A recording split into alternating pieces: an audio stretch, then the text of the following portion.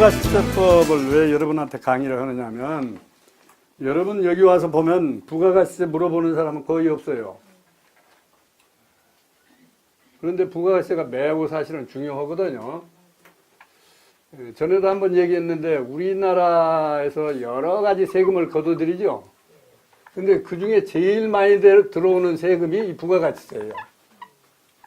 전체 우리나라에 들어온 세금 중에서 부가가치세가 거의 한 40% 차지. 제일 많이 들어와요. 그러면 여러분하고는 부가가치세는 무슨 관계가 있느냐? 두 가지. 하나는 임대할 때, 임대료에 대한 부가가치세. 또 하나는 매매를 했을 때, 매매에 따른 부가가치세. 근데 주로 매매했을 때 부가가치세 때문에 실수한 사람들이 많이 있어요. 그래서 부가가치세를 1시간 정도 공부를 하려고 합니다. 만약에 이걸 공부를 제대로 하려면 대학에서는 부가가치세만 가지고도 한 학기 동안 공부를 해요. 3학점을 따야 되고. 그런데 여러분이 다 그렇게 필요한 건 아니니까 그 근간만, 여러분하고 관련 있는 것만 좀 보려고 그럽니다. 그 교재를 봅시다. 그래서 제목도 그냥 임대와 부가가치세라고만 했어요. 임대에 관련된 것만 얘기하겠다. 근데 사실은 매매할 때도 문제가 많이 있습니다. 여기 보면 부가가치세란 말이죠. 요 말만 하면 무슨 뜻입니까? 부가. 더 붙였다 그러면 이죠. 붙일 붙자, 더 붙였다. 그 다음에 가치세. 그럼 뭐가 더 붙었다는 얘기예요? 더 붙었다. 뭐가 더 붙었냐? 가치가 더 붙었다. 가치가 더 붙었을 때 매기는 세금이다. 부가가치세거든요. 근데 영어로는 또 이걸 VIT라고 약해서 이렇게 써요. 이 V는 value. 이게 가치가 앞으로 왔어요, 영어는. 이게 가치고, 이게 부가 더 붙었다는 얘기고, 이게 세금이라는 얘기예요. 이게 완전히 거꾸로죠, 우리하고. 아까 중국 문법하고 똑같아요, 거꾸로. 그래서 이렇게 읽을 때는 그럼 뭡니까? 가치부가세죠? 가치부가세. 영어로는. 근데 우리말로는 부가가세. 이렇게 언제든 순서가 다르다. 참고로 얘기하는데. 이게 언제 생겼어요? 1977년에 생겼어요. 1977년 7월 1일에 생겼어요. 그러니까 이게 박정희 대통령 시절에 이게 도입한 겁니다. 그래서 이제 이 법을 만든 사람들 얘기를 들으니까 처음에 애로가 많았다는 거예요. 왜냐하면 우리나라 세법은 거의 다 어디서 빌려왔다고 그랬어요? 일본에서 빌려왔는데 일본이 이걸 안 했어요. 일본이 안 하는 것을 우리나라가 이제 덤축 가져왔어요. 그러니까 할 수 없이 어디 가서 배웠냐면 불란자 가서 배웠어요. 유럽은 그때 했거든요. 그래서 일본 책을 보니까 없어. 그래서 할 수 없이 불란서로 사람을 파견해서 거기서 배워왔어요. 그 아무도 몰랐죠.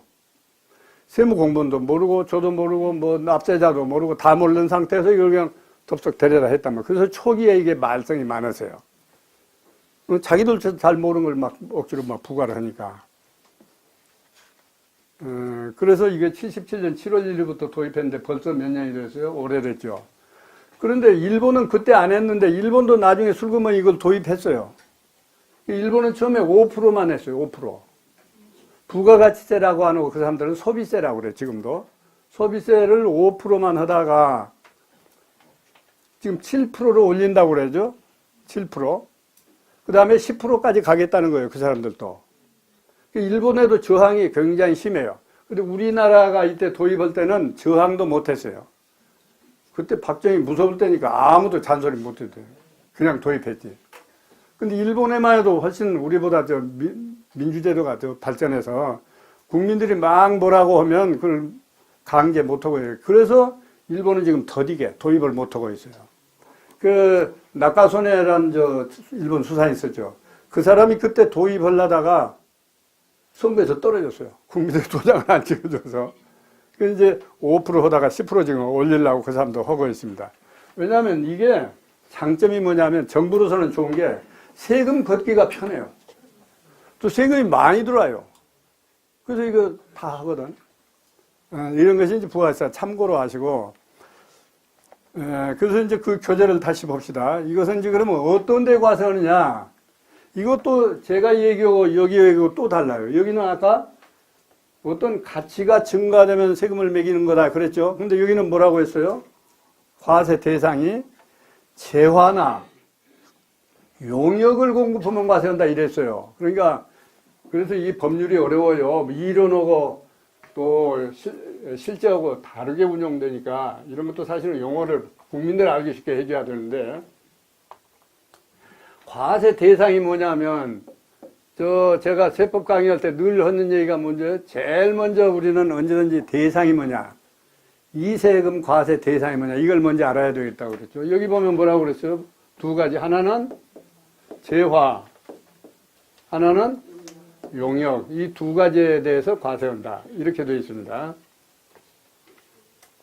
근데 재화나 용역을 그냥 너 재화 가지고 있으니까 세금 매긴다, 그런 게 아니에요. 그냥 가지고 있다는 사실에 대해서만 세금 매기는 게 무슨 세금이에요? 지금 여러분이 내는 거? 재산세, 무슨 요새 시끄러운 종부세. 이런 것은 가만히 있는데, 그냥 우두커니 있는데 거기다 자꾸 매기죠. 근데 이것은 재화나 용역을 그러면 가지고 있다고 해서 매기는 게 아니고, 이 재화나 용역을 가지고 있을 때는 세금 안 매기다가 이게 움직이면 매겨요. 움직이면. 여러분한테 쉽게 얘기하느라고 제가 그러는데, 움직이면 매겨요. 그럼 움직인다는 것을 뭐라고 그러냐, 세법에서는 공급이라고 했단 말이에요. 공급하면 매긴다. 그러니까 여러분이 생각에는 공급을 양도로 인식하면 돼요. 양도하면 매겨. 가지고 있을 때는 하면. 여러분 부동산 가지고 있을 때는 자꾸 종부세 내라, 재산세 내라 하죠. 근데 부가가치세는 가만히 있을 때는 안 매기다가 움직이면 매겨요. 그러니까 세금이란 건 어떠냐면 가만히 있어도 매기고 움직여도 매기고 다 매기는 게 세금이에요. 그렇죠? 공급하면 세금을 매깁니다. 그러면 이제 여기 어떻게 하냐면, 그러면 공급 가액에다 매기느냐, 내가 이번에 1억에 팔았는데 1억에다 매기느냐, 그건 아니고, 그건 아니고, 공급한 가액에서 공급받은 가액, 요걸 빼면, 공급한 거에서 공급받은 것을 빼면, 요게 뭐가요? 차익이죠. 이게 바로 부가가치다. 방금 얘기한 부가가치. 이게 부가가치다. 여기에다 세금을 매긴다고, 여기다. 그래서 부가가치세라고 한 거예요. 근데 이 부가가치가 재화나 용역을 공급해서 생긴 부가가치세에다만 매긴다. 이렇게 하면 정리가 되죠. 부가가치세입니다. 그 다음에 이제 두 번째로 보면 숫자가 2라고 되어 있습니다. 그런데 다만 아무한테도 매기느냐? 그러면 내가 다이아 반지 1억짜리 가지고 있다가 누구 주었어요. 그러면 다이아 반지라는 재화가 누구에게 움직였죠. 공급되었죠. 그러면 세금 매기느냐? 이대로 오면 세금 매겨야 되죠. 다이아 반지라고 하는 재화가 공급됐으니까, 움직였으니까. 공급한다는 얘기는 남의 손에 갔다는 얘기는 쉽게 하면, 그러면 세금 매겨야 될 거 아니냐, 이런 얘기가 되죠. 그러면 어떻게 매겨요? 공급은 가액에서 공급받은 거 빼라. 그러니까 내가 금반지를 얼마에 샀느냐, 지금 내가 넘겨줄 때는 얼마냐, 그 차액이 부가가치란 말이에요. 이렇게 매겨요. 근데 여기 지금 두 번째 얘기는 사업자한테만 매긴다 그랬어요. 사업자. 그렇게 되죠? 사업자. 그러니까 아무리 재화나 용역을 공급하더라도 사업자 아닌 사람이 공급하면 안 매겨요. 사업자. 그래서 여러분 사업자 등록에 신경 쓰잖아요. 근데 여러분 그동안에 상담을 받아보면 마치 그러면 사업자만 세금 매긴다. 그러니까 나는 그러면 등록 안 해야 되겠다. 사업자 등록 안 하면 사업자가 아닌 줄 아는데 그건 아니에요. 등록을 했든지 안 했든지 내가 사업을 하면 그건 세금은 내야 되는 거예요. 그러면 등록한 사람하고 안 한 사람하고 어떤 차이가 있냐. 등록 안 했다는 데 대해서 벌칙이 있어요. 등록 안 한 자체에 대해서. 그러니까 등록을 하고 내가 공급하면 벌칙은 안 매긴데 등록도 안 하고 공급을 한 것이 탄로나면 세금 말고 벌칙이 또 있단 말이죠. 이제 그 점에서 차이가 난다. 그래서 그 사업자라고 하는 거 그림으로 그려놨습니다. 그래서 과세 사업자와 면세 사업자 두 가지가 있다. 여기서 면세라고 하는 것은 소득세 같은 거 얘기가 아니고 부가가치세만 얘기합니다. 그 과세 사업자는 또 다시 둘로 나누니까 일반 과세자가 있고 간이 과세자가 있다. 이런 형태로 되어 있습니다. 이렇게만 정리하시고 그래서 사업자가 아니면 세금만 한다. 그래서 이제 문제되는 게 이런 거더라고요. 공장을 이렇게 운영을 하다가 부도나서 공장 치웠어요. 근데 남은 재화들이 있을 거 아니에요. 아직 안 팔린 거. 그걸 내가 팔았어요.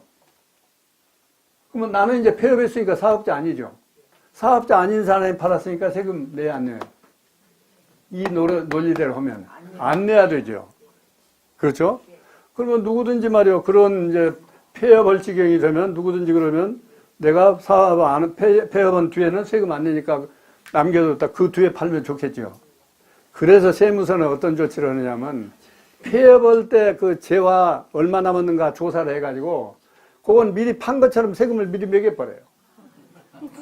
그리고 폐업한 뒤에 팔면 그때는 안 매긴단 말이에요. 그래서 이 세법은 보면 전부 다 아까 돼지 눈에는 돼지만 보인다고 그랬죠. 응? 세무 사람들은 전부 다 세금 빼먹은 것으로만 보이는 거예요. 이게 전부 다. 어떻게 하면 안 빼먹게 하느냐. 거기다 초점을 많이 줘서 법률을 만든단 말이죠. 그 다음에 부가가치와 세액의 계산 맨 밑에 있습니다. 방금 한 얘기죠. 공급은 내가 얼마 했는데 그 재화를 사들일 때 얼마에 살았다. 그러면 남는 거. 부가가치. 이 부가가치를 우리는 다른 말로 뭐라고 합니까? 영어로. 남는 거, 차액. 우리 잘 쓰는 말인데, 마진. 마진에 대해서만 부가세는 매겨요, 마진. 그런데, 이론적으로는 이렇게 해요, 이론적으로는. 근데 실제 우리가 계산할 때는 어떻게 하냐면, 이렇게 안 하고, 실제 계산할 때는,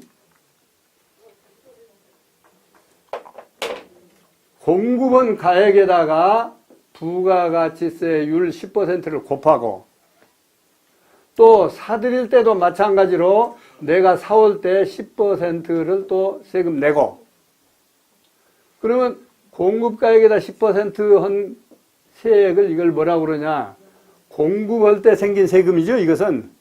그래서 이것을 편의상 매출세액이라고 그래요. 매출세액.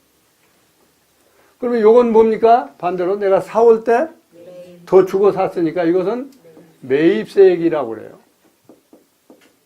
그러면 실제 세금, 납볼 세금은 얼마냐를 계산할 때는 이렇게 계산한다. 매출세액에서 매입세액을 빼면 그러면 요만큼 내라. 이렇게 계산해요. 그러면 아까 여기다시피 공급가액에서 공급하던 가액 빼서는 부가가치 여기다 10% 하는 거하고 이렇게 매출에다도 10% 매입에다도 10%에서 그 차액을 내는 거하고 어떤 차이가 있어요? 일치해야 돼요. 일치해요. 그렇죠? 똑같죠? 미리 차이가 얼마 났는가 해서 여기다 10% 하나 여기다도 10% 여기다도 10%에서 차익을 세액 계산해서 차익을 내나 일치해야 되죠. 이게 부가가치세법 기본 원리예요. 자, 넘어갑시다. 근데 이제 이런 수가 있어요. 매출세액이 언제든지 많으면 이 공식이 성립이 되는데 때로는 매입세액이 더 많을 수가 있어요. 여러분 부동산에는 그런 게 별로 없는데 가령 일반 판매업 같은 거 하는 사람은 이번에 판 것은 적고 사온 것은 많이 사왔어요. 계절 상품 생각하면 좋죠. 겨울용 옷 많이 사다 쟁여놨어요. 그럼 매입세액은 많이 생겼죠. 근데 아직 안 팔아서 매출세액은 적게 생겼어요. 그럴 때는 이렇게 계산했더니 거꾸로 여기도 마이너스가 나와요. 그러면 이거 마이너스 나온 것을 정부에서 내준단 말이에요. 이게 환급세예요, 환급. 그래서 상당히 잘 조직되어 있어요. 이론이 잘 만들어져 있습니다. 넘어갑시다. 4번이라고 되어 있습니다. 공급의 특례. 이것은 여러분 자세히 안 봐도 됩니다. 이 다른 제조업이나 판매업 이런 사람들한테는 이게 부가세가 굉장히 복잡한 세금이에요. 그 이제 공급의 특례라고 하는 건 뭐냐면 우리가 생각하기에는 공급이 아닌데 매출한 게 아닌데 세법에서는 이것도 매출로 봐라. 우리 세법에 그런 게 많았었죠. 민법에는 그렇게 안 되어 있는데 여기서는 이렇게 해라. 그런 거 많이 배웠잖아요. 어떤 것은 집어넣어라, 빼라, 집어넣어라, 빼라. 여기도 마찬가지예요. 공급으로 버는 경우는 어떤 거예요? 경매라든가 수용되었다든가 증여했다든가 재고재화라든가 아까 재고재화 얘기했죠. 증여의 경우 봅시다. 증여. 아들한테 주었어요. 아들한테 주었어요. 돈을 받고 판 게 아니고. 그러면 이것도 공급으로 봐라. 그러면 증여의 경우에도 부가세 내야 돼요? 안 내야 돼요? 내야 돼요. 본래 내야 됩니다. 그 다음에 방금 재고재화. 이것은 아직 팔지도 않았는데 나중에 세금 못 받으니까 미리 받아버린 거죠. 경매 수용. 이게 이제 문제가 많이 생기더라고요. 내가 빚을 져서 법원에서 경매해버렸어요. 내 재산. 내가 담보로 제공한 재산 경매해버렸어요. 그래서 경매에서 채권자가 가져가고 나니까 나한테 한 푼도 안 돌아왔어요. 그런데 여기 보면 경매도 공급으로 봐라 그랬으니까 경매 가격의 10%를 놔두라 세금 내라는 거예요. 이거 억울하게 걸린 사람들 많이 있어요. 그래가지고. 그러니까 이제 그 경매 당한 사람은 아니 내 손에 한 푼도 안 왔는데 무슨 세금이냐. 근데 여기 보면 이것도 공급으로 봐라. 그러니까 마치 이런 거예요. 내가 마치 그것을 팔아서 돈으로 빚을 갚은 거나 똑같지 않느냐. 바로 넘어갔으니까. 그래서 이게 세금 내라고 하는 거예요. 그 다음에 두 번째 봅시다. 공급으로 보지 않는 경우도 있다. 반대로. 이 사업양도. 사업양도라고 하는 건 뭐냐면 개별 자산을 이렇게 따로따로 판 게 아니고 내 공장, 내 회사 통째로 가져가라. 통째로. 쉽게 얘기하면 통째로 주어버렸다. 통째로. 그렇죠? 통째로 주어버렸어요. 이런 경우에는 부가가세 안 매겨도 되는다. 조금 이따 이거 양도소득세 할 때 얘기를 좀 하겠습니다. 포괄적 양도. 그 다음에 담보로 제공의 경우는 공급으로 안 봐도 된다. 그러니까 여러분이 쉽게 이해하기 위해서 제가 자꾸 쉬운 말을 씁니다. 통째로. 그러면 어떻게 넘어간 게 통째로 넘어간 거냐? 어? 어느 정도 넘어가야 통째로 다 넘어갔다고 보느냐? 이제 회계학적인 측면에서 보면 자산과 부채가 그대로 다 넘어간, 자산과 부채가 그대로 다 넘어간 것을 여기서 말하는 포괄적인 양도라고 해요. 포괄적인. 통째로 넘어가야 된다.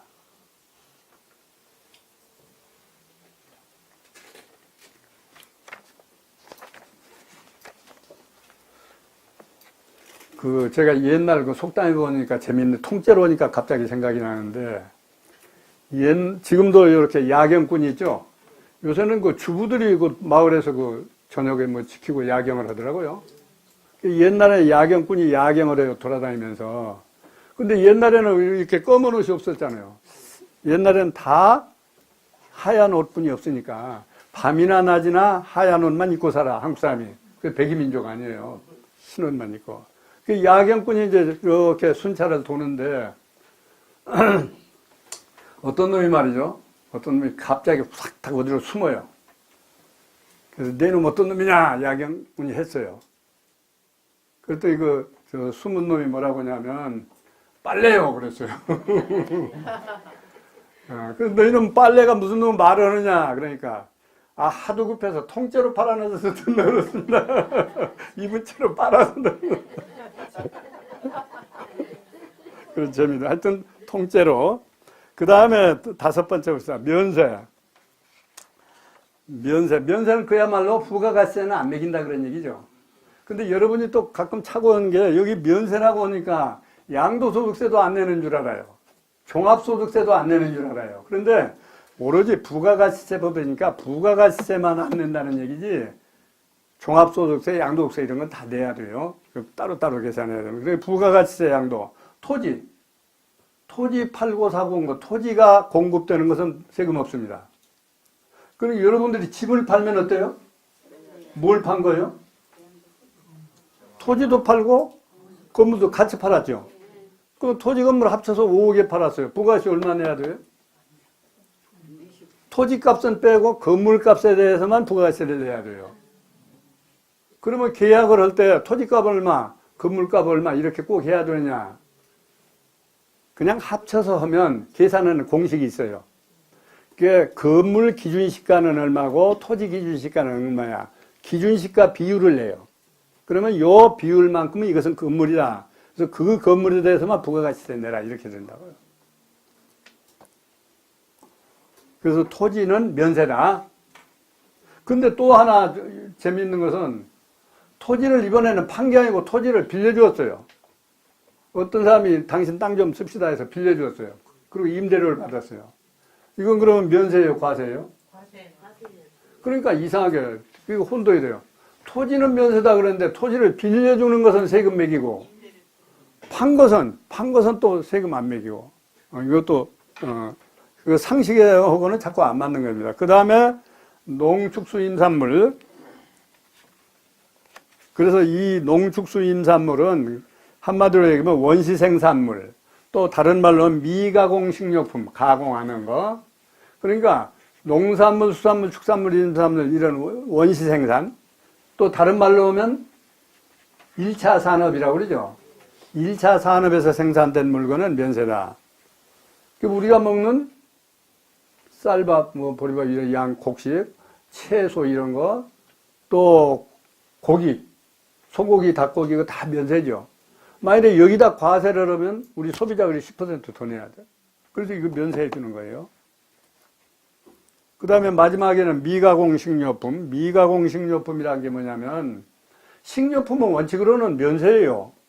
식료품이니까 농산물 아닙니까? 면세인데 가공을 해버리면 세금 내라고 그래요.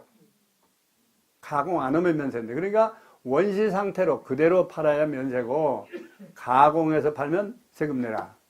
그러면 이 가공이라는 게 어떻게 해야 가공이냐? 가령 나무도 면세거든요. 나무 배에서 그건 면세예요. 그대로 하니까. 근데 그걸 이렇게 자르고 뭐고 해서 책상을 만들어서 팔면 과세한단 말이에요. 가공을 했다. 근데 먹는 것은 그러면 어떻게 하느냐?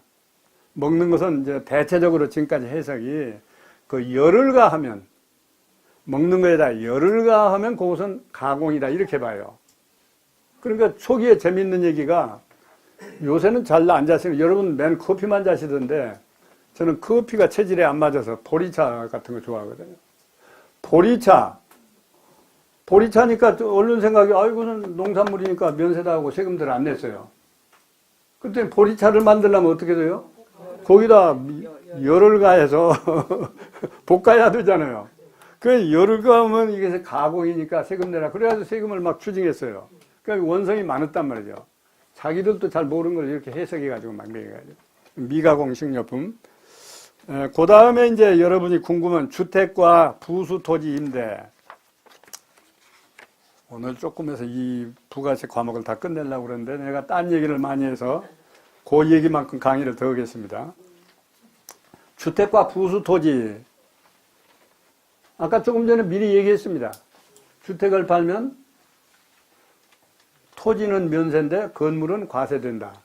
그런데 다만 건물은 과세하는데 그 건물이 주택일 때는 과세 안 한다. 주택일 때는.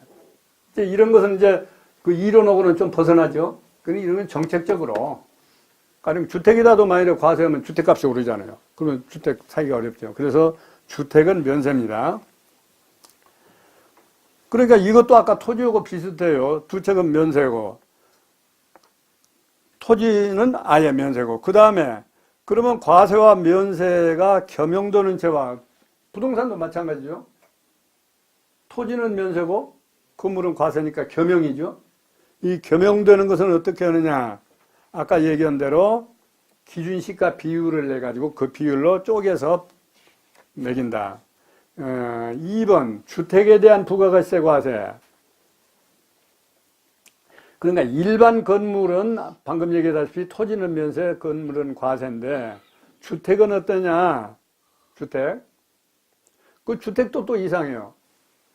집을 내가 살 때는 부가가세 붙어요, 안 붙어요? 내가 살 때. 부가세 붙어요, 안 붙어요? 자기 집 팔고 사면서도 다 몰라요, 지금. 응? 그 상식으로 알아야 돼요. 취등록세 말고 부가가세 얘기니까 부가가세 얘기. 부가가세가 붙어요. 아파트를 지어서 팔죠. 아파트 업자가. 그거 다 부가가세 붙어 있어요. 물론 거기도 토지값은 빼고 건물값에 대해서만 부가세를 붙여서 다 우리한테 팝니다. 그렇죠? 근데 우리는 그냥 건물 얼마짜리다 하고 샀지만 사실은 그 속에는 부가가치가 들어있단 말이죠. 운영할 때는 돼 있더라고요. 그러니까 내가 또 얘기를 하려고 그래요. 그래서 그런데 가령 그게 아니고 아파트 업자한테 사고 그런 사업자한테 산 게 아니고 너하고 나하고 그냥 매매해 샀어요. 그건 과세해요, 안 해요? 왜? 사업자가 아니잖아요, 판 사람이. 그렇죠? 아까 사업자가 아니면 과세한다고 그랬죠? 그래서 우리끼리 한 것은 사업자한테서 매매한 게 아니니까 안 하는데 사업자한테 살 때만 사업자 하나가 나한테 부가세 10% 붙여버렸다는 거예요. 그러면 우리는 부가세를 내고 샀죠. 내고 샀는데 아까 주택은 또 면세란 말이 나왔죠. 그래서 이게 또 복잡해요. 그래서 오늘 여러분한테 나눠내는 그 신문에 쓴 게 하나 나왔는데 받았어요 혹시? 신문기사 난 거. 그거 제가 썼는데 왜 그러냐면 이게 하도 복잡해서 신문에 글을 썼다며요. 그래서 이제 대표적인 것이 오피스텔이야, 오피스텔. 그 대표적인 사례가 오피스텔. 그 오피스텔이라고 하는 것은 미묘해가지고 오피스텔은 저도 지금도 그 오피스텔은 건축학적인 개념에서 그게 어떤 건지 잘 모르겠어요. 오피스텔은 이렇습니다. 그것을 주택으로 쓰는 사람도 있고, 그렇죠? 살림하는 사람도 있고, 어떤 사람은 살림 안 하고 사무실로 쓰는 사람도 있고, 어떤 사람은 가게로 쓰는 사람도 있고, 다 달라요. 근데 주택으로 쓸 용도로 샀다. 주택 용도로 나는 샀다. 그거 내가 살 거다. 그러면 살 때는 부가가치세가 붙는다고 그랬죠. 그 부가가치세는 어떻게 돼요? 정부에서 환급해줘요? 안 해줘요. 왜냐면 주택은 아까 면세하는 대신 주택은 면세라고 했죠? 면세하기 때문에 내주는 것도 안 내줘요. 달라고도 안 하고 내주는 것도 안 내줘요. 그러니까 주택으로 쓰면 그 내가 살 때 부가가치세 더 낸 거 그거 정부에서 나한테 환급 안 해줘요. 그런데 내가 주택으로 안 쓰고 그거 가게로 쓴다. 또는 사무실로 쓴다. 그러면 어때요? 내가 살 때 부가세세 더 낸 거 그거 나한테 환급해 주거나 아니면 앞으로 내가 낼 세금에서 빼줘요. 그래야만 밸런스가 맞잖아요. 왜냐하면 과세사업자는 앞으로 내가 계속 부가가치세 낼 사람이니까 그 낼 돈에서 사올 때 거 빼준다면 아까 뭐라고 했어? 공급한 가액에서 공급받은 사액을 뺀다 그랬죠. 그러니까 만일에 내가 이것을 주택으로 안 쓴다면 앞으로 내가 임대한다면 임대에 대한 부가세를 계속 낼 사람이란 말이죠. 그러니까 내가 살 때 부가세 내는 그 대신 내준다. 근데 앞으로 내가 이것을 사업에 안 쓸 거다. 주택으로 쓸 거다. 그러면 매출세액이 생겨요, 안 생겨요? 안 생겨요. 그러니까 매입세액도 그 대신 안 내준다. 이렇게 장단이 맞아야 되겠죠? 그렇게 생각하면 간단해요. 임대사업자 등록을 하면 거기다가 주소를 옮기고 그러면 그거는 아니 그것은 그러니까 여러분 늘 조심해야 될 게 등록 때문에 과세하고 안 하는 줄 알아. 등록은 아무 상관이 없어요. 등록 안 하고 해도 실제로 공급하면 과세를 하는 거고 거기다 오히려 과태료까지 매긴다고 그랬죠. 그건 아무 상관이 없어요. 오히려 등록을 안 하고 샀다가 그게 나중에 들통이 났다 그러면 그런데 매입세 환급을 받았다. 그런 경우는 다시 내놔라 그래요. 사업자 등록을 안 한 것은 다시 환급해 준 것도 다시 받아가요. 그러니까 오히려 그렇다면 해야 돼요. 그래서 이제 이런 게 있고 그러면 어떻게 하느냐면 나는 임대를 해줄 적에 당신 여기서 살림할 거요. 뭐 사무실로 쓸 거요. 그 살림을 한다고 그래요. 또는 사무실로 쓴다고 할 거 아닙니까? 근데 문제는 그 사람이 당초에 약속한 대로 그 집에서 사느냐가 문제예요. 그러니까 이 공무원들이 보고 그 집에서 안 살면 부가세 내라 이런다고요. 아니 주택으로 안 쓰지 않느냐. 그럼 반대 경우도 있죠. 사무실로 쓴다고 했는데 보니까 주택으로 쓰고 있다. 그러면 사무실로 쓴다고 해서 환급을 해 주었더니 사무실로 안 쓴다. 그러면 환급 받은 거 다시 내놔라 이런단 말이죠. 그러니까 이제 누구한테 키가 있느냐면 거기 사는 사람이 뭘로 쓰느냐가 이제 문제가 있어요. 그래서 요새는 이제 그 중개사들이 중개를 하면서 계약서에다 아주 써주더라고요. 주택 용도다, 다른 용도로 안 쓴다. 근데 써준 게 문제가 아니에요. 실제로 그렇게 써야지 그렇게 안 쓰면 문제를 삼아요. 그래서 이 오피스텔을 아주 주의해야 됩니다.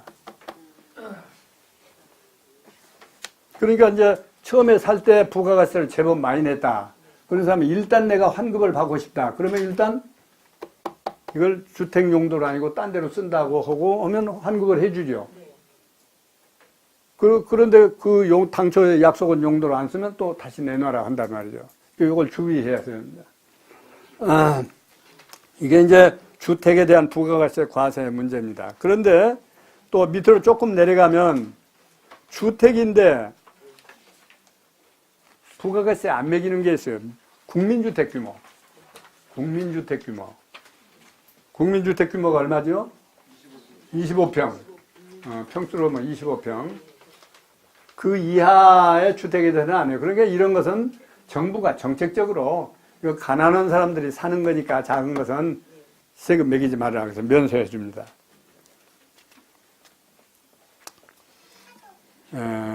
그 얘기고, 그 다음에 저 맨 밑으로 내려가면 용도에 의한 구분과세, 오피스텔 얘기 나옵니다. 오피스텔. 넘어갑시다, 한 장. 거기 지금 한 얘기 나와 있잖아요.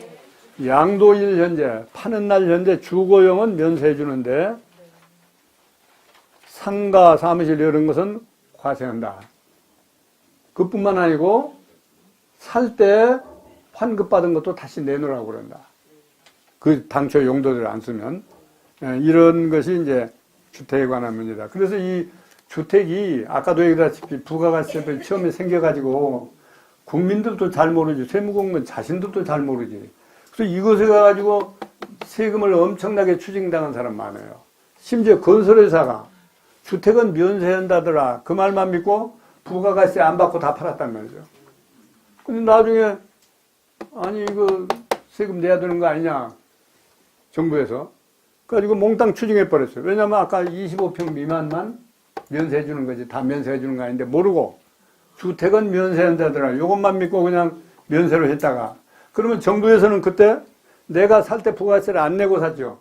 그러면 정부가 나한테 세금을 내놓으라고 그럽니까? 나한테 판 사람한테 내놓으라고 그래요. 판 사람한테 내놓으라고 그래. 가령 건설회사가 분양을 해서 내가 샀어요. 근데 건설회사가 모르고 나한테 부가세를 본래 받아가야 되는데 안 받아갔어요. 그랬다가 정부에서 이제 그 건설업자한테 당신 왜 세금 거두어서 내야 되는데 안 내느냐, 내놔라.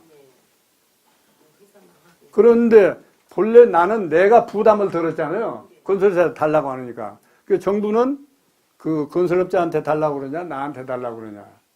건설업자한테만 달라고 그러지 나한테는 달라고 못 하는 거예요.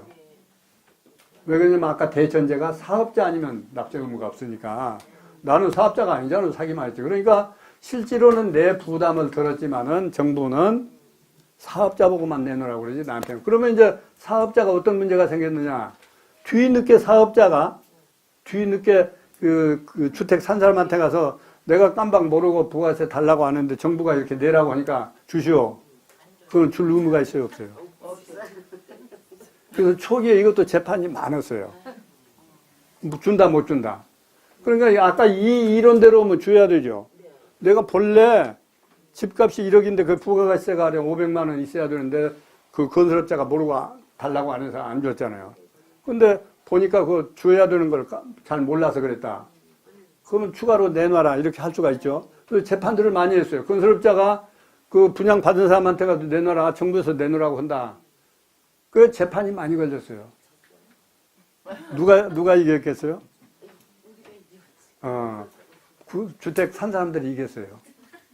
왜냐면 아까 얘기했다시피 이것은 사업자가 내는 거다. 사업자가 분양 받은 사람한테 받고 못 받고는 당신 일이지. 예? 그렇지 않아요? 못 받은 건 당신 일이지 우리 일은 아니지 않느냐. 문제가 또 하나 있는 게 뭐냐면, 그러면 그 매매계약서에, 분양계약서에 부가가치세를 누가 부담한다든지 그런 말이 있으면 좋은데 자기들도 모르니까 그 말을 안 썼단 말이죠. 그러면 당연히 계약서에다 쓸 거를 몰라서 안 썼어요.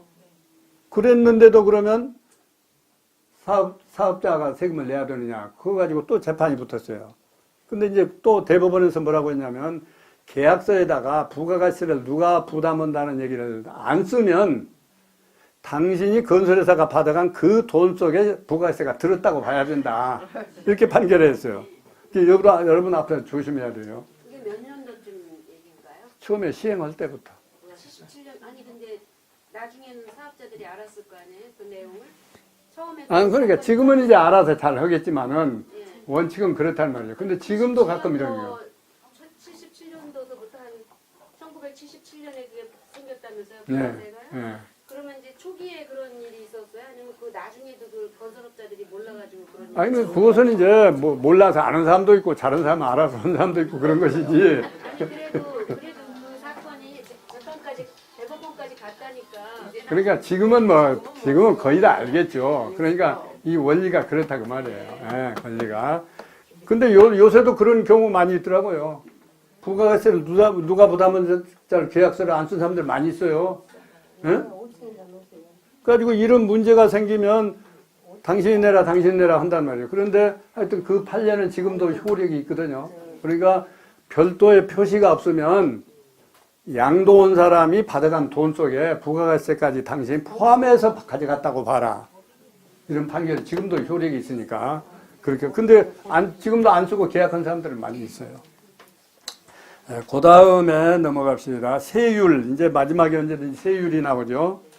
세율. 일반 과세 세율은 10%입니다. 여러분 다 아시죠? 10%. 근데 밑에 보면 간이란 말이에요. 간이. 아까 사업자 분류를 할 때 일반 과세자가 있고 간이 과세자가 있다고 그랬죠? 간이 과세자가 있어요. 지금 2%라고 써져 있어요.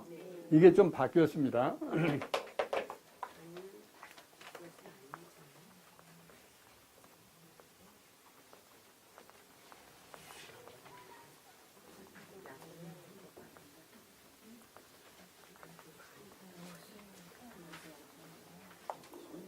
지금은 어떻게 과세하느냐면 저희가 여기다 깜빡 수정을 안 해서 그런데 아까 우리가 판매한 가액, 양도한 가액을 부가가치세법에서는 뭐라고 그런다고 그랬어요? 공급가액이라고 한다고 그랬죠? 공급가액. 얼마에 팔았느냐. 물론 건물만 얘기입니다. 주택의 경우에는. 이 판가격에다 본래는 10%를 매기면 그게 매출세액이 된다고 그랬죠? 이렇게 안 하고 여기다가 곱하기 뭐냐면 부가율이라고 하는 것을 곱합니다.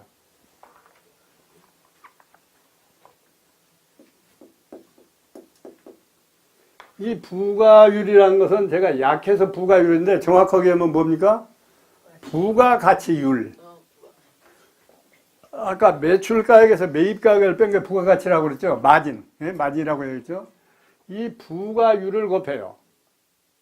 그래가지고 여기다가 세율 10%를 곱해라. 이렇게 했단 말이죠. 간이과세자. 아까 일반과세자는 어떻게 했어요? 매출에다도 10%, 매입에다도 10% 해가지고 여기 빼고 이렇게 했죠. 그럴 거 없이 그냥 내가 판 가격이 전부 얼마냐.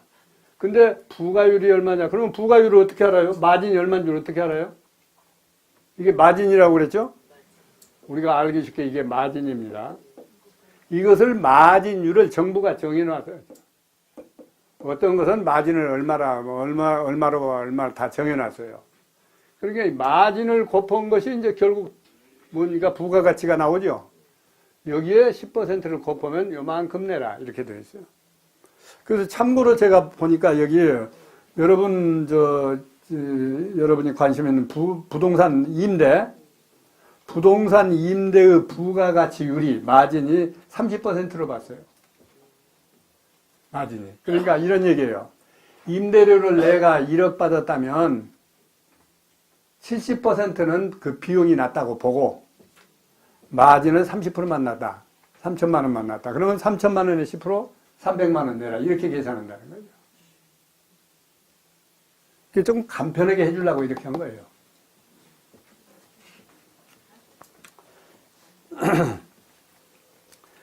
그 다음에 밑에 보면 7번 간이과세. 그러면 나는 여기 간이과세에 해당되느냐 뭐 이런 얘기가 나오죠.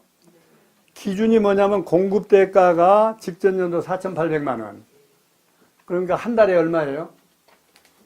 한 달에? 한 달에 임대료가 또는 한 달에 매출액이 400만 원 이하 되는 사람.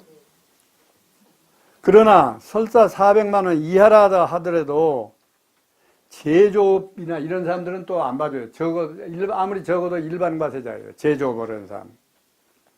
또 하나는 이 부동산 임대의 경우에 지역별로 정해놓은 데가 있어요. 4,800만 원 기준으로 하는 게 아니고 이 지역은 얼마, 이 지역은 얼마. 그러면 우리 서울은 어떠냐? 여러분이 관심 있는 서울. 서울은 임대가 작아도 간이과세는 안 된다 그래요. 그러니까 아무리 작아도 우리는 일반 과세자로 분류되니까 아까 일반 과세자 과세 형식으로 과세를 해야 된다. 그래서 저도 임대료 1년에 1,000만 원도 못 받는 게 있는데요. 그 일반 과세자들이니까 임대료에다 10% 하고. 그 매입세액은 거의 없단 말이죠. 뭐 수리나 하면 몰라도 매입하는 게 없잖아요. 그러니까 그냥 꼬박 10%씩 내죠. 거기에는 대출이자 같은 건 안 돼요? 상관없어요. 예, 아까 이 마진 계산할 때 대출이자는 왜 안 빼주느냐면 이자에 부가가세가 붙어요, 안 붙어요? 이자는 부가가세가 안 붙죠. 부가가세 붙는 것만 매입세 공제를 하는 거지. 왜냐면 내가 이자 받을 때 거기 부가가세 안 매겼으니까 내가 부담 안 했잖아요. 내가 부담한 것만 빼주는 거기 때문에 면세로 들어온 것은 다 안 빼줘요. 예, 그렇게 보시면 됩니다. 그 다음에 이제 전환 거의 되어갑니다. 조금만 더 하면 되겠습니다. 전환이라고 하는 건 뭐냐면 밑에 그림이 있습니다.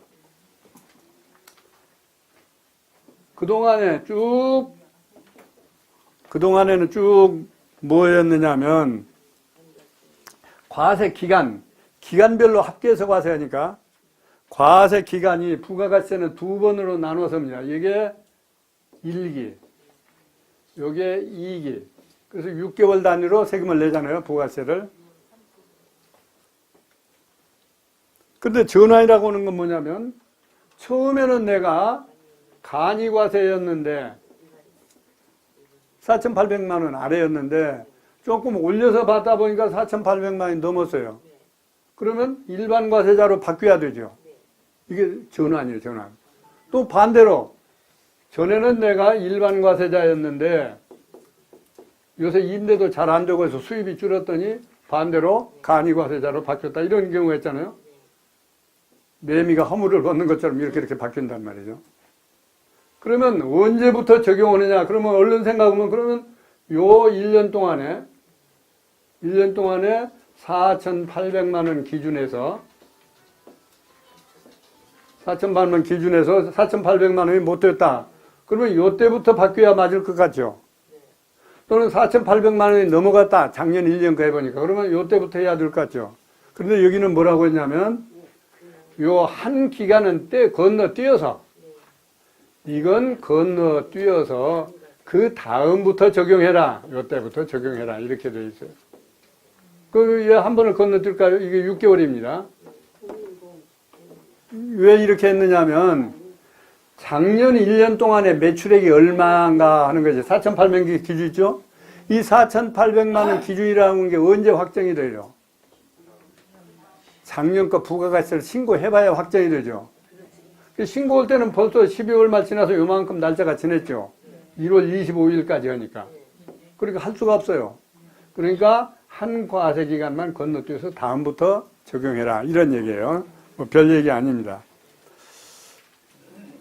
그 다음에 이제 부가가 세금계산서 얘기. 세금계산서를 뭘 언제 끊어야 되느냐. 이거 납세자를 안 지키는 게 이겁니다. 세금계산서 끊는 시기가 언제냐. 재화는 인도 시점에. 그러니까 돈 받는 시점이 아니고 인도 시점에, 넘겨주는 시점에 세금계산서를 끊으라 이랬어요.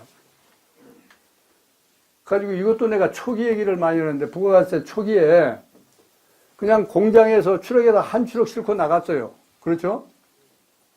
공장에서 팔아가지고 한 추럭 싣고 나갔어요. 그러면 인도 시점이 언제예요? 공장에서 사가지고 나가는 시점이 인도 시점이죠. 돈을 외상으로 팔았으니까 아직 안 들어오고. 그런데 이 세법이 인도할 때 세금계산서 끊으라고 했지 않느냐 해가지고 가서 세금계산서 어디 보자. 운전수가 안 가지고 가거든요. 그러면 막 과세했어요. 이것도 아주 굉장히 원성을 샀습니다. 예. 그 다음에 용역. 용역이라고 하는 건 뭐냐면 일해주는 거. 대표적인 예로 건설회사도 용역입니다. 용역회사입니다. 이건 뭐냐면 용역이 완료될 때, 일이 다 끝난 때다. 그러니까 임대는 어떻습니까? 약정이에요. 그 돈 언제 주기로 했느냐. 그러니까 부가가치세법은 과세 시기가, 세금 계산서를 끊는 시기가 돈 언제 받았느냐하고는 아무 상관이 없어요. 돈은 받았든지 못 받았든지 인도 오는 시점에, 일을 끝낸 시점에, 임대계약서상 언제 주기로 약속한 시점에 끊어라 이렇게 되어 있어요. 이렇게 따지면 아마 여러분들 이 시기에 맞춰서 못 끊는 사람 많이 있을 거예요. 그러면 또 이런 게 있어요. 그러면 이 세법대로 당초에 임차인하고 약속한 날에 끊으라 그랬죠? 약속한 날 세금계산서를 끊어서 세금 냈어요. 근데 그 사람이 영 떼먹고 말았어요. 그럼 어떻게 해요? 부가했으면 내가 벌써 내버렸는데. 그러니까 그럴 때는 그러면 못 받게 된 게 확실하면 상대방이 뭐 도망을 가버렸다든지 무슨 파산을 했다든지 확실하면 그 다음 과세 기간에 그 신청을 해라. 그러면 다음 세금 내에서 빼주겠다. 이렇게 되어 있어요. 현금 위주로니까 그렇게 해야 맞겠죠? 난 못 받았는데.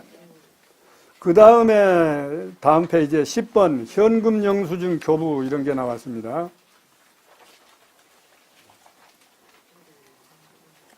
어떤 경우는 세금 계산서가 아니고 현금 영수증을 끊으라는 게 있어요. 그건 대개 어떤 업종이냐면 소매하는데 소매. 가령 빵집 뭐 이런 거 일일이 다 끊을 수가 없죠. 그러니까 이런 간단한 영수증을 끊어라.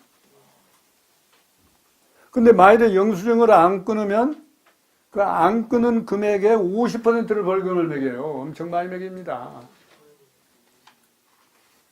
가령 10만 원어치 팔았어요. 근데 요 영수증 안 끊었어요. 현금 영수증. 그러면 10만 원짜리인데 안 끊었으니까 벌금 얼마예요? 5만 원 벌금 매겨요. 세금보다도 많아요. 그렇죠? 세금은 아까 뭐 2% 10% 했는데 이거 50%를 매겨버린단 말이에요. 엄청나게 많이 매겨요. 매출 누락 이런 거요? 아니 하여튼 그것은 매출 누락 그것도 이제 걸리기는 하겠지만 어쨌든지 설사 세금을 주고 받았더라도 이 영수증 안 끊었다는 사실 자체만으로 영수증을 상대방한테 안 주었다는 사실만으로 그 영수증에 써야 할 금액의 50%를 벌금에 내요. 현금 영수증을 쓰려면 부가가치세 10%를 달라고 그래요. 그러니까 이제 그게 흥정 때문에 그러거든요. 그러나 이제 법대로 하면 그렇단 말이에요. 안 받은 것은 내 잘못이고, 그렇죠? 안 받은 것은 내 잘못이고. 그래서 이게 보니까 제가 그 장부를 해주는 의사가 있었는데요. 의사. 그 의사가 자기 같은 층에서 같이 하는 의사가 있었어요. 같이 둘이. 근데 이 사람은 가령 뭐 성형외과인데 이 사람은 딴 거 했어요. 근데 그 옆에서 그 딴 거 하는 의사, 그 어머니가 저 성형 뭐 하러 왔더래요. 왔는데 이제 같이 한 방에서 일하는 의사 어머니니까 싸게 해줬다는 그럴 거 아닙니까? 싸게 해줬어요. 그 대신 영수증 안 끊어줬어요. 아, 근데 이제 둘이 나중에 사이가 틀려졌든지 했든지 해가지고 이거 영수증 안 끊어줬다고 세무서 고발해버렸어요. 그래서 100만 원짜리인데 안 끊은 것이 100만 원짜리인데 그러니까 반 매겼으니까 얼마 매겼어요? 50만 원 벌금 물었어요. 세상 참 아주 나빠요. 요새요 정치권에도 시끄러운 거 있죠? 막 고발해가지고. 그래서 신재미 다 그런 사람들이에요. 내나 거기서는 오손도손 살다가 같이 밥 먹고 다 술 먹고 해놓고 자기가 잘못해서 쫓겨나니까 또 거기 심지어 자기들끼리 회의했던 걸 다 고발했잖아요 지금. 아 회의를 할 수 있는 것이지 회의할 때 이 사람이 이런 얘기했다 저 사람 얘기했다. 아주 우스꽝스러운 얘기예요. 다른 거 아니에요? 아 그래도 유사해요 유사해. 거기는 벌금은 아니라도 유사해요. 그래서 오죽하면 제가 말이죠. 제가 재판도 많이 한다고 그랬죠. 그래서 이 의사 사건을 보고 이 50% 먹인다고 하는 것은 헌법 위반이다. 법률에 있으니까 매기기는 하는데 이 법률은 잘못된 거다. 헌법 위반이다. 그 헌법 몇 조 위반이냐? 헌법에 보면 이런 게 있어요. 헌법에 여러 가지가 있지만은 과잉 금제 원칙이라고 하는 게 있어요. 헌법에. 그러니까 아무리 당신네들하고 나하고 정당하게 계약을 했지만은 또 법률에 그렇게 해야 되겠지만은 보니까 과잉 너무 심하게 했다. 지나쳤다. 아무리 당신네들끼리 했지만은 심하다. 그건 안 된다. 과잉 금지 원칙이라 또는 비례 원칙이라도 합니다. 그래서 내가 아무리 잘못했기로서니 의무를 안 지켰기로서니 그 영수증 안 끄는 것에 50%를 매기면 세금도 이런 비싼 세금이 없는데 이거 되느냐? 그 위헌이다. 청구를 했는데 또 제가 졌어요. 그래서 실제 재판을 해보니까 이 사법부도 이 거의 다 이 정부 편의 해석을 이런 거 하나는 딱 부러지가 아이고 지나치다. 세금도 이렇게 비싼 게 없는데 과태료를 이렇게 50%는 그런데 안 해주더란 말이에요. 그래서 제가 헌법 위반을 이유로 법률에 있으면 할 수 없이 지켜야 되니까 이 법률 자체가 헌법에 위반된 법률이다 해서 5건을 지금까지 했는데 3건 이기고 2개 졌어요. 3대2로. 그 여러분한테 얘기해보면 재미있는 일이 많이 있어요. 하여튼 이렇게 해서 신고는 매 기마다 25일까지 한다. 그 다음 장에 보면 그 인쇄된 게 뭐 하나 있어요. 그 표가 있죠, 표. 표 안 나눠줬어요? 아니, 요 표는 뭐냐면 아까 내가 얘기했던 거. 어떻게 하라고 했어요? 부동산 임대 같은 거. 30%를 부가율로 보고 거기다 세금을 보면 그 부가율 표가 여기 나와 있는 거예요. 거기 보면 부동산 임대가 맨 나중에 맨 밑에 있습니다. 그 표 쭉 있는 것 중에 맨 나중에 여기 있는 얘기를 내가 아까 한 거니까 따로 얘기 안 하셔도 됩니다.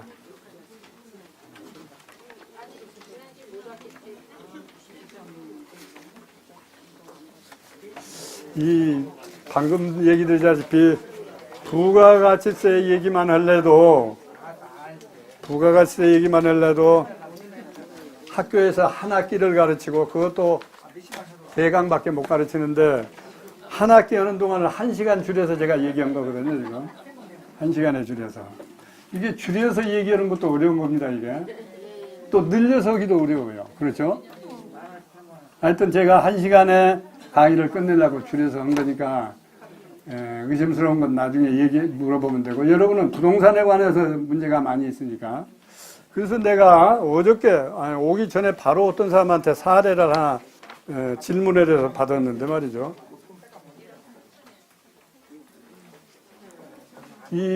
그 세무사가 저거 다정한 세무사인데 아까 포괄양도를 했죠.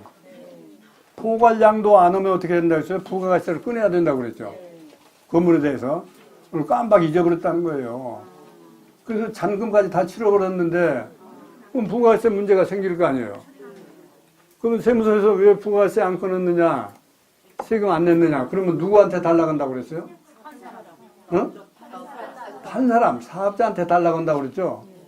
사업자한테 달라고 하면 이제 그 다음에 사건이 어디로 번져가요? 둘이 매매한 사람끼리. 그러면 이제 이 판 사람은 부가가치세 안 내고 팔았단 말이죠. 근데 정부에서 그거 내야 되는 게 왜 안 냈느냐 하면 이제 산 사람한테 내가 당신한테 받아야 될 건데 깜빡 안 받았다. 지금이라도 내놔라. 그럼 주겠어요?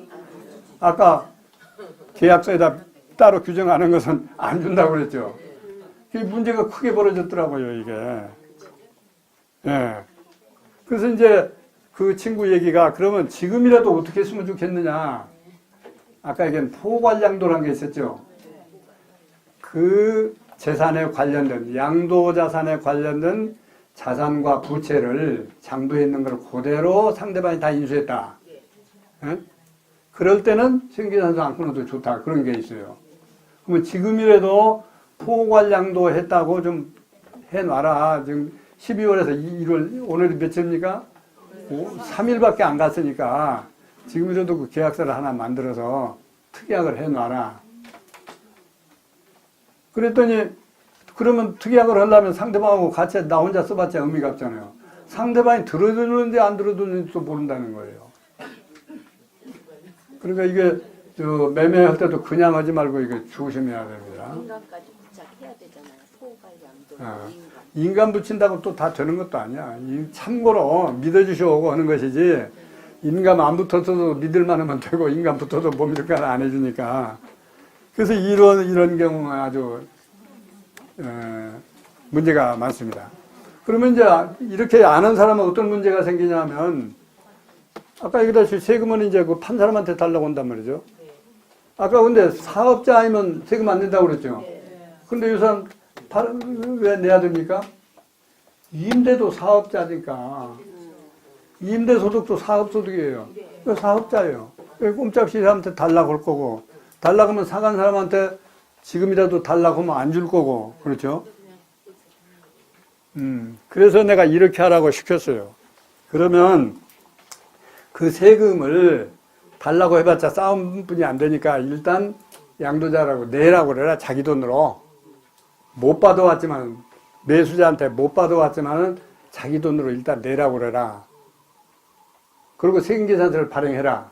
지금이라도. 그러면 산 사람은 부가가세 자기가 판 사람한테 안 주었는데, 이렇게 받아서 내야 되는 건데 안 줬는데 저 사람이 자기 돈으로 냈단 말이죠. 그러면 환급은 누구한테 해주겠어요? 명의자, 산 사람이 냈다고 보는 거거든요. 그러면 자기는 엉뚱한 돈이 들을 거 아니에요. 그러면 그때 가서 네가 정부에서 주면 받아서 나 달라. 이렇게 하면 들어줄 거 아니야, 그 사람도. 근데 모르겠죠, 그렇게 하는지 안 하는지. 하여튼, 그래서 조심해야 됩니다. 자, 부가세 이상 마치고 다음 주일에는 저 종합소득세. 옛날보다 많이 복잡해지고 시끄러워졌어요, 종합소득세. 다음 주에 만나겠습니다. 감사합니다.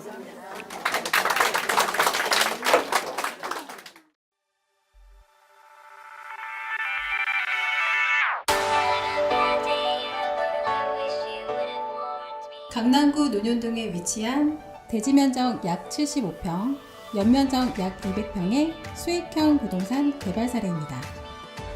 인지도 있는 브랜드와 연계하여 임차인이 선호하는 최상의 공간을 만들어갑니다.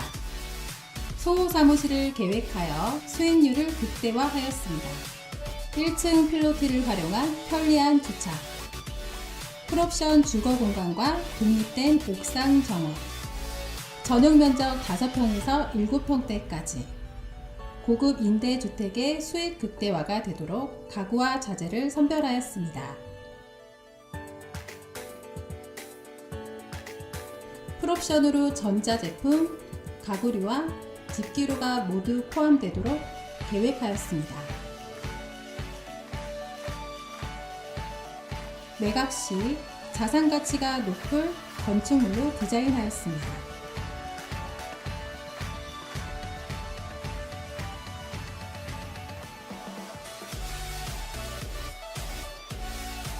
보유 부동산과 투자 부동산의 탁월한 시장 분석과 주거 공간의 경험으로 최고의 품질과 최상의 수익을 함께 창출해 나가겠습니다.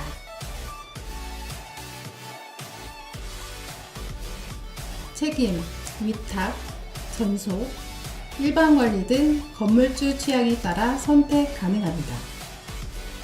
수금 책임제로 월세 미납 시 대납해 드립니다. 공실 클럽 및 제휴사의 광고를 통한 타사 대비 공실률 최소화로 인해 수익률 증가가 가능합니다.